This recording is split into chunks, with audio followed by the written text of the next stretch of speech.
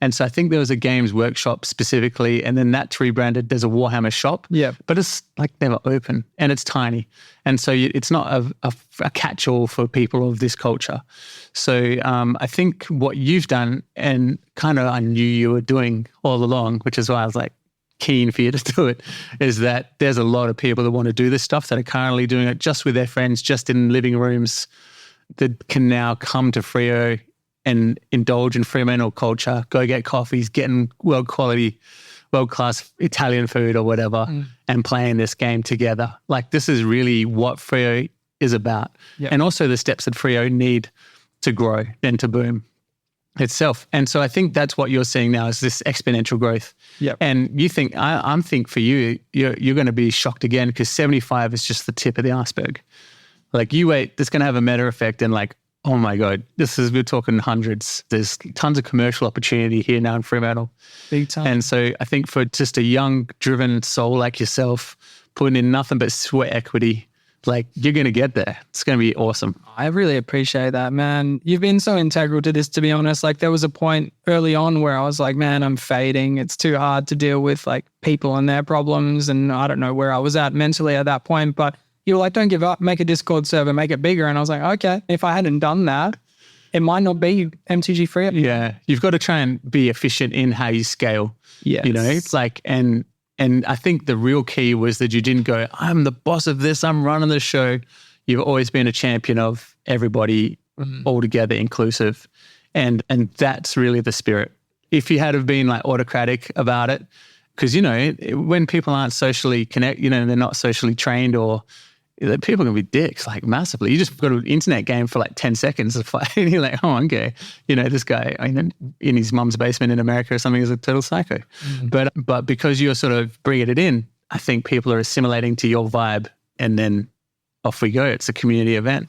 Yeah. So yeah, City of Freo, if you haven't been listening to this podcast, I would say, look at this subculture. This is a booming thing that could really help Freo out.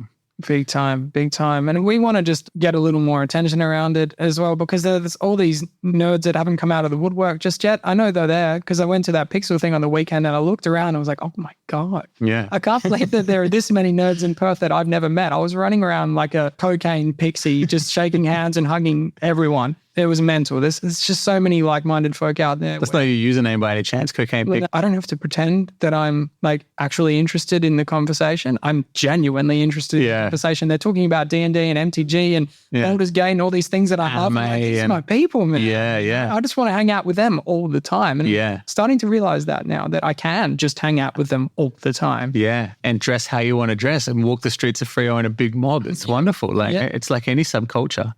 And also it's, I think, from a commercial, if you're looking at it from brands getting involved and this kind of thing, Freo is a real cultural hub. And there needs to be support for communities, and there's tons of commercial opportunity too. Like, I used to go to Supernova. I used to work the TV show there. And the amount of people lining up at the door when those roller doors went up, it's like a mosh pit going in through the doors, because there is that many people, and the demand for specialized products is huge. People need it. Brands like Wizards of the Coast or whatever need to invest in places like Fremantle and create hubs. It's no longer just a franchise store. Maybe it's going to be community driven. Build the community. Like you said, Field of Dreams, build it, they will come. Absolutely. Yeah. And like, my end goal with all of this, like, if there's any money involved, it's only there so it can sustain itself, you know? Like, that's all I want to do. So we can just keep playing Magic. And I also just love the feeling of giving someone a booster box, like watching their eyes light up and then like crouching over a glass Barbie, ripping it open. It's fantastic. Now tell us, let's talk about Magic, the game itself, why it's such a cool game. And it is, so it's head to head in nature. You're looking at the cards on the table, you're looking at the cards in your hand, and you're trying to play. Absolutely. I think, as I was hinting at before, a big part of the game is the politics, breaking deals. Like, that's huge for me. Say you've got a card in the game, like a removal piece, which basically is a cheap, in terms of the game economy, way to remove a big threat on the table, right? So if you have the Path to Exile, which is 1 white mana and it exiles a target creature, I think that the owner of that creature gains life equal to that creature's toughness, or it might be that they get a land. I can't remember. There's 2 cards that are very similar, but Path to Exile is a classic removal spell. So if you are playing white and you've got a Path to Exile in your hand, instead of on your turn just exiling an opponent's creature, removing it from the board, what you can do is hold some mana open, so show people that you've got money to spend or game currency to spend, and bluff with it, or just like pose a threat with it. So then that one removal piece becomes 10 instead, because someone's like, well, I don't want to lose my creature, and then someone else is like, well, I don't want to lose mine either. Nick's got a Path to Exile in his hand, so that one removal piece becomes 10. That sort of stuff. So people don't want to play their good creature because you're just going to nuke it. Yeah. So bluffing is a big part of it, I would say. Also just making temporary deals with people. Someone might get some sort of trigger from attacking you with a creature and some advantage in the game for them to do so. And you'd be like, oh yeah, instead of blocking your creature and killing it, I'll let that creature come through so you can get that benefit. Yeah. You've got to do something for me as well. Yeah. And your commander version is cool because there's 4 players all at once. So if some person's just popping off and there's a threat on the board, people can work together and be like, we need to get rid of this guy because he's going to wipe us all out. Yes, it self-regulates so well in that way. So people fear getting into a game that is unbalanced. So someone might spend more money on a deck and then their deck is more powerful. That's the conception at least. But in reality, the format self-regulates. If someone brings heaps of fire to the board and they just start dominating, there's 3 other players that are going to turn on that player and humble them. Yeah. And in that way, I think it's the perfect format. You don't have to spend a whole bunch of money on the game to have a good time, and you don't have to spend a whole bunch to win. Yeah. You can actually have an average deck, but you play the table well, and you pay attention to everyone else, and you make and break deals, etc., and you can still win the game. And that's what I really love about it. Yeah, I think the thing I love about it is how personalized you can make your approach to playing the game. You sort of feel yourself aligning. Like some people love death, and they're like, I just want to bring out zombies, raise them from the dead, attack with an army of zombies while like cursing you and shit like that, right? Yeah. So they might play black. Or combinations, black and red, and the symbiotic cards and strategies that work together. So you're putting your own flair on it as well. And traditionally in the format we played in high school, which was kind of just the one Magic, the game before there was new formats, was like you could have 4 types of each single card in a deck of 60. And so you sort of had your strategy. This commander format is like one unique, like 99 cards in one commander, right? Yep. And no card can be the same. Yep, except for basic land. So every non-basic land in your deck, you can only have 1 copy of that. Yeah. Which initially getting into the format is overwhelming. You're like, oh, I have to fill out like 100 slots in this deck. That's going to be impossible. But then after a while, you were like, oh man, I wish I had more space. You got that 120 and you're like, what can I live without? When you're deck building, you tend to just put maybe 200 cards into a maybe pile and then start distilling it from there. There's so many times where you've got this pet card that doesn't really work with the strategy and you're like, well, should I? And then you're, nah, I'm going to keep that in there. That's fun. That's my favorite card. Yeah.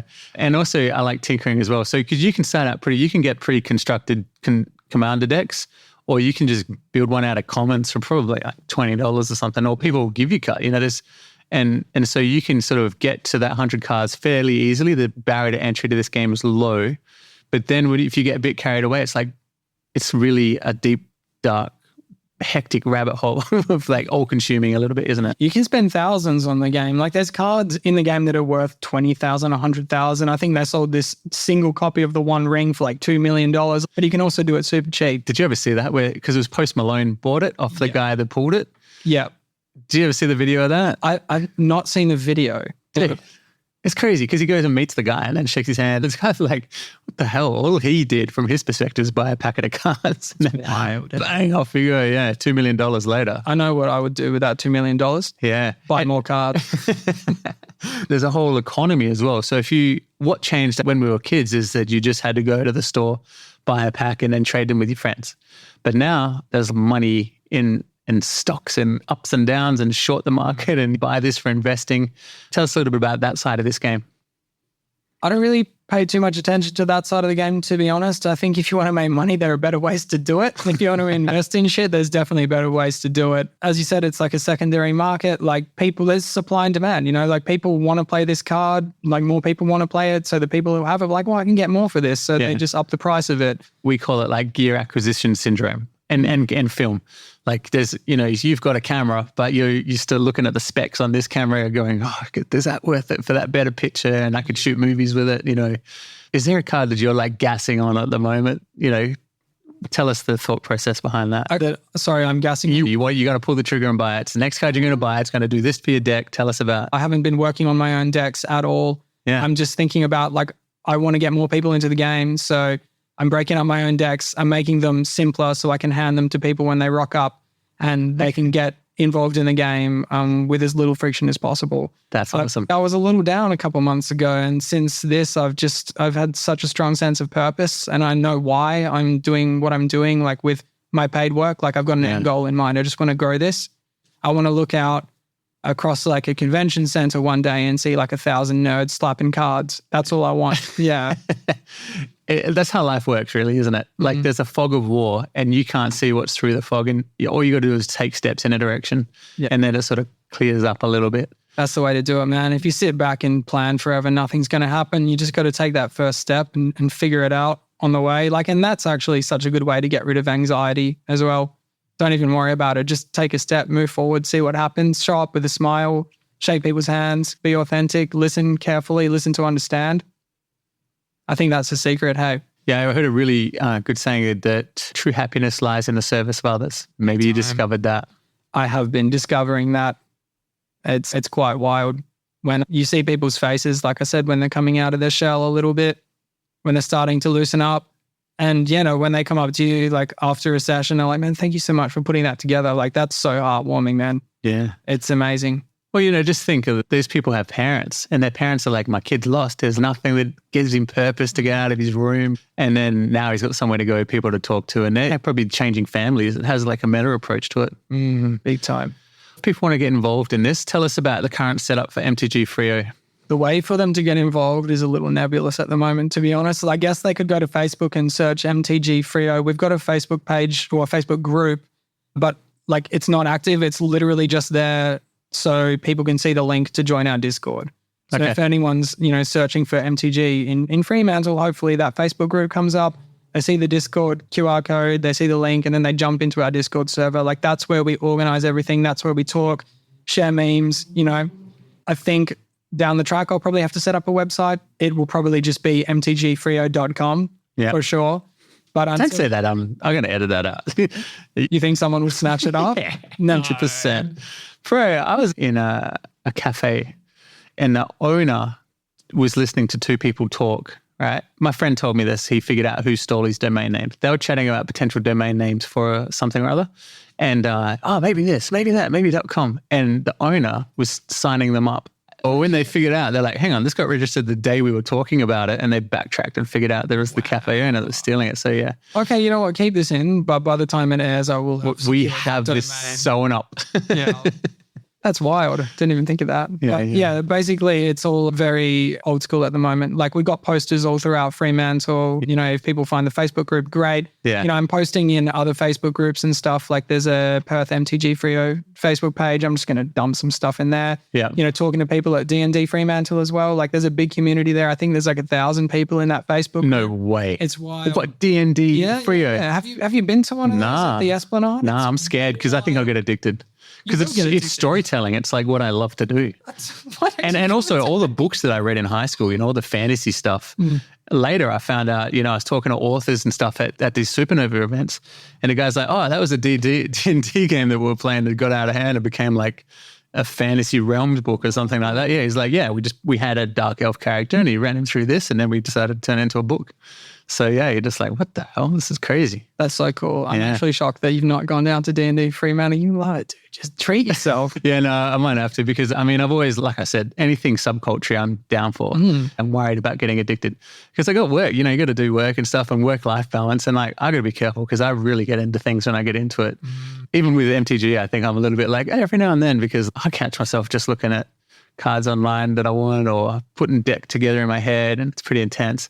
The balance is something I'm struggling with at the moment, but I'm not being too hard on myself because it's all pretty new. Like I said, it's like a month or so that I've been doing this, but trying to just get some work done for my regular job. So for context, I'm a copywriter, freelance, I work from home. It's epic. It's the perfect gig for me. Yeah.